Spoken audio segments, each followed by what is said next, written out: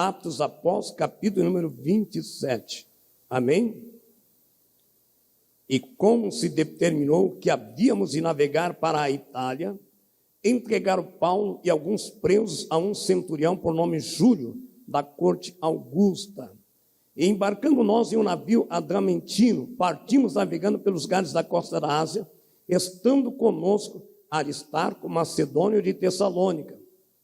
Versículo 4. E partindo dali, fomos navegando abaixo do Chipre, porque os ventos eram contrários. Versículo de número 9.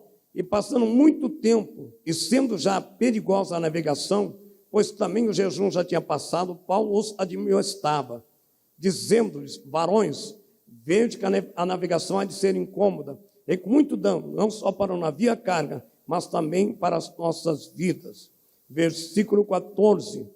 Mas não muito depois deu nela um pé de vento chamado Euraquilão, e sendo o navio arrebatado e não podendo navegar contra o vento, dando de mão tudo, nós deixamos ir à toa. Deixamos ir à toa.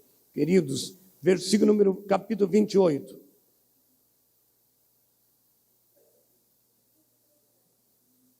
E havendo escapado, então souberam que a ilha chamava Malta, e os bárbaros usaram conosco de tão não pouca humanidade, porque acendendo uma grande fogueira, nos recolheram a todos por causa da chuva que caía e por causa do frio.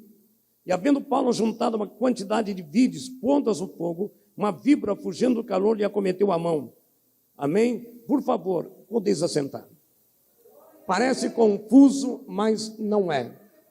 Presta bem atenção, Paulo tinha duas cidadanias. Paulo tinha uma cidadania italiana. E por causa de uma perseguição contra Paulo, o inimigo se levantou, porque Paulo foi precursor da igreja, amém? Paulo foi o precursor da igreja, e Paulo, por pregar o evangelho, foi condenado. E ele, como homem cidadão, ele exigiu então, como cidadão, que ele fosse julgado na Itália.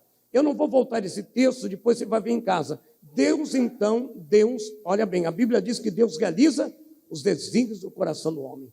Paulo pediu que fosse julgado na Itália, e Paulo também orou a Deus, e Deus lhe fez uma promessa, que ele iria para a Itália. Deus lhe prometeu. Quando Deus promete, a sua palavra não cai por terra. Presta atenção, mas que coisa interessante, Deus prometeu que Paulo realmente iria para a Itália, para ser julgado como cidadão italiano, por causa de pregar o evangelho. Paulo não era um criminoso, pelo contrário, foi o maior evangelista da história da Bíblia, amém? Foi um homem que implantou igrejas na Ásia toda. Se nós estamos aqui, temos um pouco da história de Paulo, devemos a Paulo, é lógico, na pessoa de Cristo, que é a cabeça da igreja. Mas entenda bem, Paulo agora, ele tem uma promessa: no tempo você vai para a Itália, porque Deus realiza os desígnios. Mas Paulo não vai para a Itália do jeito que você pensa. Paulo não vai para a Itália como um turista. Paulo não vai para a Itália para passear. Paulo vai para a Itália preso num navio condenado.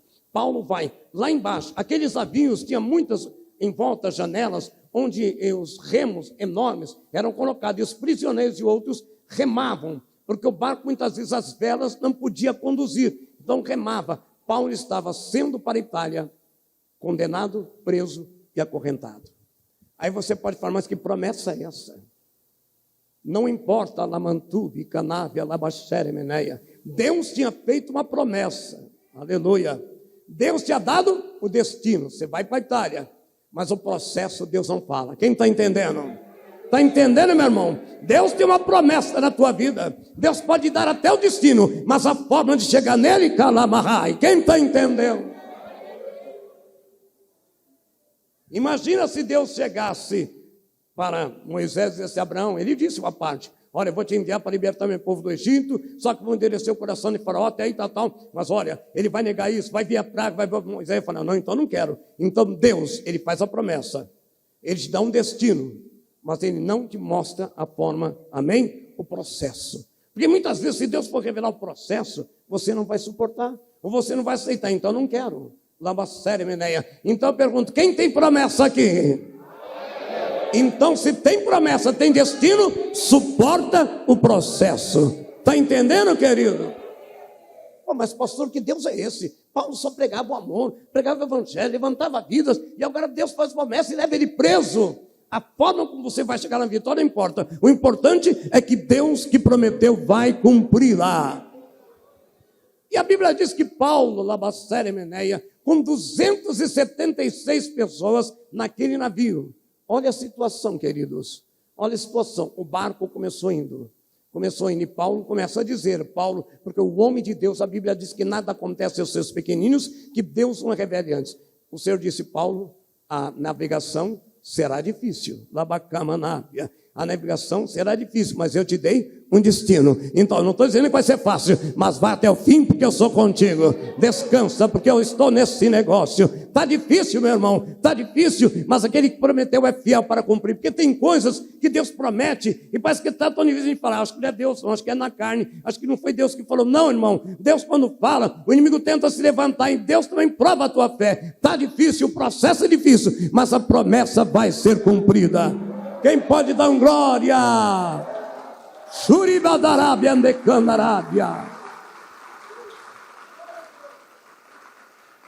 E Paulo chegou no capitão, no comandante, e disse, olha, vamos costeando aqui a costa, porque a navegação não será fácil. Aquele homem disse, tu és um prisioneiro, cala a tua boca. Por isso, queridos, ouça o que o Espírito diz à igreja. Ouça para que você não venha pagar preço amanhã. Às vezes Deus avisa, mas você acha que você pode. O comandante falou, você nem é marinheiro, Paulo? Cala a tua boca, você é um prisioneiro. Teimou e não obedeceu. O preço foi caro. Queridos, do nada, aquele barco começou a sofrer um vento, lá baixo, me canta, Aramanaia. Um vento começou a assolar aquele barco. E é interessante que esse vento levou eles até uma certa região, eu não vou entrar no detalhe, e daqui a pouco o vento parou, e aquele barco ficou inerte, não tinha gente. O maior perigo da navegação de quem navega com vela, não com barcos a diesel, com motor, é quando o vento para, porque não tem força para impulsionar para frente nem para trás, ele fica parado no mar, não sai do lugar. E às vezes é assim, você tem promessa, e vem o vento, vem a tempestade, de repente a vida para, está trancado. Deus, passa 1 ano e 2, cadê a promessa? Ei, mas aquele prometeu está no negócio. Quem está entendendo? Quem está entendendo?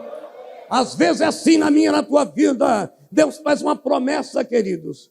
Amém? Deus nos alerta que não vai ser fácil, mas Ele prometeu de te dar um destino.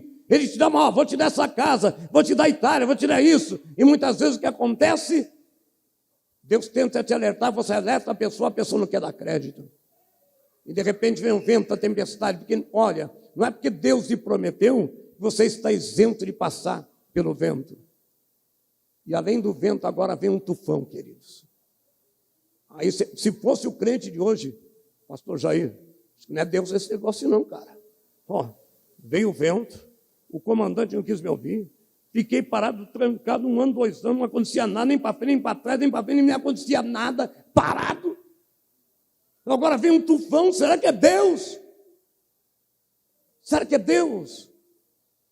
Quem sabe está passando por isso, tem uma promessa antiga para se cumprir, e o vento está assolando o teu barco, ou então você está parado, sabe, parou ali, estagnado, não acontece nada, ou de repente vem um tufão que revira tudo, e você fala, meu Deus, será que é Deus mesmo? Ei, é Deus no negócio, é Deus no negócio, Labacamanávia. E a Bíblia diz que a coisa foi tão árdua, irmã Cida, tão brava, que o barco, veja bem, o barco sofreu aquele vento, os marinheiros começaram a ficar com medo, começaram a ficar apavorados, mas Deus fala com Paulo, ei, não te temas, porque nenhuma vida perecerá, o navio vai ser despedaçado, mas ninguém vai morrer. Tem alguém entendendo aí? Ninguém vai morrer, ninguém, labataraba. Queridos, isso é uma coisa impossível, um mar bravio, um barco de madeira, tufão. Imagina o tsunami aí, imagina um barco de madeira naquela época de Paulo. E eles começaram então a se desfazer de tudo, para aliviar o peso do navio. E tem hora que a promessa de Deus, entenda bem, envolve percas. Deus, o Senhor prometeu um emprego, agora estou no subemprego, fiquei desempregado, estou vendendo a geladeira para pagar aluguel, o que é isso? Tem promessas de Deus que envolvem algum tipo de perca, quem está entendendo? O navio teve que se, aliviar, tirar a carga, foram jogando na água, tiraram, queimaram praticamente parte das madeiras. Aí você fala, pô, será que Deus está nisso? Ah, pastor, já passei pelo vento, já fiquei parado sem acontecer nada, o mar calmo, nada acontecia, vem o tufão, já vendi isso, já vendi aquilo. Será que isso é promessa de Deus? Será que isso é promessa de Deus, queridos? Aí tem muito crente, quando começa isso, vou embora. Ou então vou mudar de igreja. Quem sabe lá vai falar diferente. Se é o mesmo Espírito, a palavra vai continuar a mesma. Você pode mudar de igreja, mas a palavra é a mesma. Porque eu, Deus, não mudo, Lamanácia, e o que sai na minha boca não volta para mim vazio. Eita, camandubias teve, lamento o que faço. E agora, queridos, eles começam, mas Paulo se levanta naquela noite de tempestade. Paulo se levanta e diz assim, ei, o meu Deus enviou um anjo. Enviou um anjo aonde? No meio da tempestade, no meio do vento, no meio da perca. Ele enviou o anjo. Ei, Deus envia a resposta no meio da tempestade. Labacheme Candarábias.